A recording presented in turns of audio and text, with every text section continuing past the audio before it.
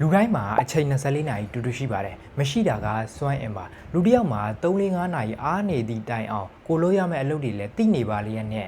စွမ်းအင်မရှိရင်ဘာမှလုပ်လို့မရပါဘူးဦးကျော်ရင်ပြောသလိုပဲဘာမှလုပ်လို့မရတော့ပါဘူးကွာဆိုတဲ့အတိုင်းပါပဲထို့နည်းတူပဲကို့မှာဖုန်းတစ်လုံးရှိနေပါလျက်နဲ့ဖုန်းအားမရှိရင်ဖုန်းသုံးလို့မရပါဘူးအဲ့လိုကိုယ့်ရဲ့ဖုန်းကိုအားပြန်ဖြည့်ရတယ်လို့ကိုယ့်ရဲ့စွမ်းအင်တွေကိုလည်းပြန်ဖြည့်လို့ရပါတယ်လူတစ်ယောက်အနေနဲ့ကိုယ့်ရဲ့ energy တွေကိုဘူးဖြစ်စေမယ်ဖုံးချခြင်းသွင်းတယ်လို့မျိုးပြန်လုပ်ချင်တယ်ဆိုရင်ကိုကပထမဆုံးအနေနဲ့ purple energy ရွယ်ချက်ရည်မှန်းချက်ရှိတယ်ဆိုရင်စွမ်းအင်တွေရှိပါတယ်အားတွေပြန်ပြည့်ပါတယ်တခုမေးချင်တာကမိတ်ဆွေအခုလုံနေတဲ့အလုပ်ကဘာအတွက်လုပ်နေရလဲငွေကြေးအတွက်လားမိသားစုအတွက်လားကိုယ့်ရဲ့အိမ်မက်တွေအတွက်လားဒီဘာကြောင့်ဆိုတဲ့အဖြေကပဲကိုယ့်ရဲ့ purple energy ကိုအပြန်ပြည့်စေပါတယ် purple ရှိတဲ့လူကအလုပ်တွေပင်ပန်းနေသည့်တိုင်အောင်ကိုယ့်ရဲ့အိမ်မက်တွေအတွက်မဆုံးမနစ်စူးစမ်းပါတယ်ကျွန်တော်ရဲ့ပတ်ဖို့ဆိုရင်ကျွန်တော်မိဘတွေကိုကောင်းမွန်ထားခြင်းနဲ့ငွေကြေးလွတ်လပ်မှုတွေပိုင်ဆိုင်ခြင်းနဲ့ကျွန်တော်နိုင်ငံတကာတွေကိုရှောက်သွားခြင်းနဲ့အတွက်ငါစူးစမ်းရမယ်ဆိုပြီးတော့စွမ်းအင်တွေပြန်ပြည့်လာပါတယ်နံပါတ်1ချက် mental energy စိတ်ပိုင်းဆိုင်ရာစွမ်းအင်ပါဒီနေ့လူတွေတော်တော်များများပြဿနာက focus မရှိတာပါ notification တွေ Facebook TikTok email တွေအာရုံစိုက်စရာတွေကများလွန်းပါတယ်အလုပ်တစ်ခုလုပ်နေရင်လည်းမှာဖုန်းကလိုက်ကြည့်လိုက်မယ်ဆိုတာကကိုယ့်ရဲ့ deep focus ကို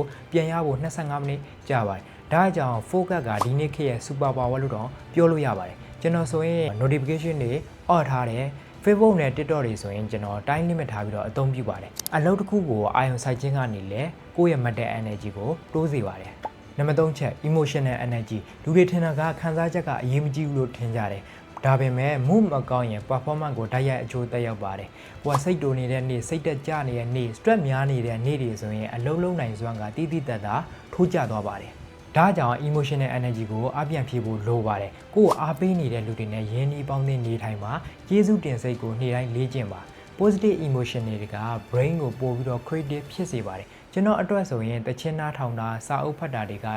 emotional energy ကိုပို့ပြီးတော့အပြန်ပြည့်စေပါတယ်။နံပါတ်4ချက် physical energy ရုပ်ပိုင်းဆိုင်ရာစွမ်းအင်ဒါကလူတွေအများဆုံးအလစ်လူရှုဆုံးပါ။ညဘက်1နာရီ2နာရီမှအိပ်တယ်မနှက်စာလည်းမစားဘူး exercise တွေလည်းမလုပ်ဘူးပြီးတော့မှငါအားမရှိဘူးလန်းလန်းဆန်းဆန်းကိုမရှိဘူးကွာဆိုပြီးတော့ဖြစ်ကြတယ်။ကားတစ်စီးကိုလောင်စာစီမထည့်ဘဲနဲ့မောင်းလို့မရတယ်လို့ခန္ဓာကိုယ်ကိုလည်းလောင်စာစီဖြည့်ဖို့လိုအပ်ပါတယ်။ကျွန်တော်အတွက်လောင်စာစီကဆိုရင်အေးဝါအိတ်တာအာဟာရမျှတအောင်စားတာရေများများတောက်ခြင်းကနေလည်း physical energy ကိုပြန်ရှိပါတယ်ဒီလိုဂရုတစိုက်နေခဲ့တဲ့အတွက်ကြောင့်ကျွန်တော်ဒီနှစ်ထဲမှာဆိုရင်အလုပ်တရမ်းမှမပြတ်ရသေးပါဘူးပြီးတော့ဗီဒီယိုတွေလည်းအရင်နှစ်ကထပ်ပို့ပြီးတော့ရိုက်နိုင်နေပါတယ်ကျွန်တော်အခုပြောပြသွားတဲ့စွမ်းအင်လေးမျိုးကတစ်ခုနဲ့တစ်ခုဆက်နေပါတယ်ပတ်ဖို့မရှိရင် motivation ကျသွားတတ်တယ် mental energy မရှိရင် focus တွေလည်းမရပါဘူး mental energy မကောင်းရင်လည်း decision တွေမှားတတ်ပါတယ် physical energy မရှိရင်တော့ဘာမှလုပ်လို့မရတော့ပါဘူး